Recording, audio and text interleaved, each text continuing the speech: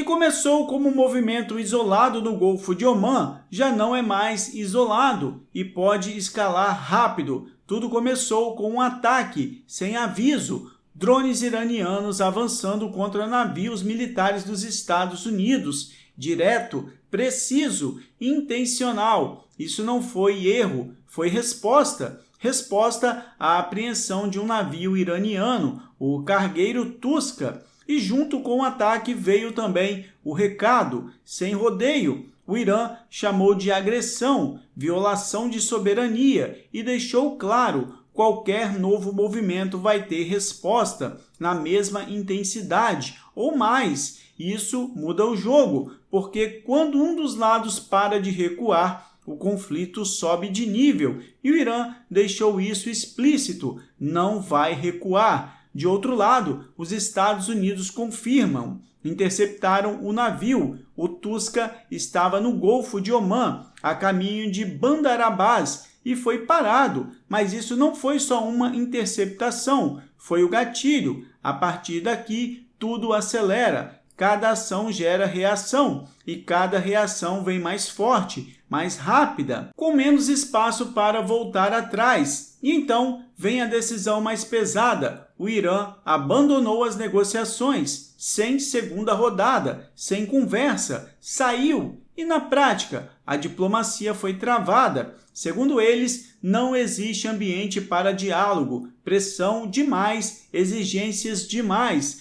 mudança de posição o tempo todo e principalmente falta de confiança. E quando acaba a confiança, a negociação morre. Nos bastidores, o clima é ainda pior. Fontes falam em medo, medo de um ataque surpresa. E quando um dos lados acredita que vai ser atacado, ele não espera, ele reage antes. E isso aumenta o risco, muito. Enquanto isso, o discurso americano endurece. Trump acusa o Irã de violar o cessar-fogo, aponta ataques a navios internacionais. Agora não é mais só Estados Unidos contra Irã. Outros países também entram no radar e isso amplia o conflito. Mas o ponto mais pesado vem depois: a ameaça. Sem acordo, infraestrutura vira alvo. Pontes, usinas, energia. Isso não é mais diplomacia, é pressão militar. E o cenário muda, porque quando infraestrutura entra no jogo, o impacto é muito maior. Ao mesmo tempo, o Golfo Pérsico vira zona de tensão e o Estreito de Hormuz se torna o centro de tudo.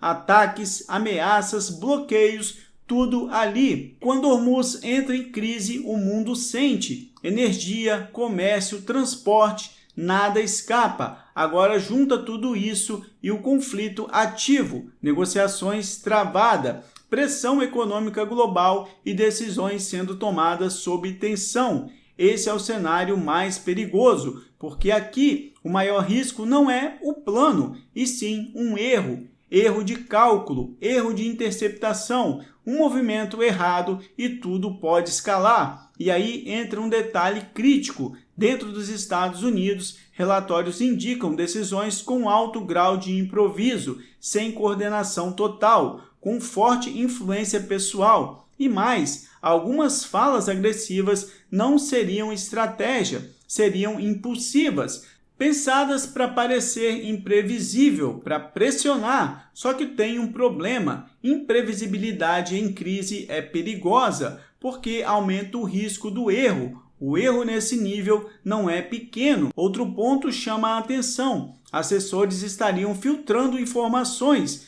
limitando o que chega até o topo, para evitar decisões precipitadas. Agora pensa nisso: quem decide não vê tudo. Isso nunca é um bom sinal, nunca. Ao mesmo tempo, existe contradição, discurso agressivo, mas cautela em ações maiores, operações sendo evitadas por risco, por custo, por medo de escalar demais. Isso cria um equilíbrio frágil, pressão máxima, com freio parcial. E no meio disso tudo, um fato invisível entra no jogo: psicológico. A forma como o Irã é visto não é neutra, existe histórico, existe memória. A crise dos reféns de 1979 ainda pesa. e influenciam decisões até hoje. Ou seja, isso não é só militar, é emocional, é político, é histórico, tudo junto, e isso torna o cenário imprevisível. Agora olha o momento atual. Os Estados Unidos ainda tentam negociar, planejam enviar representantes, buscam algum acordo, mas o Irã já deixou claro,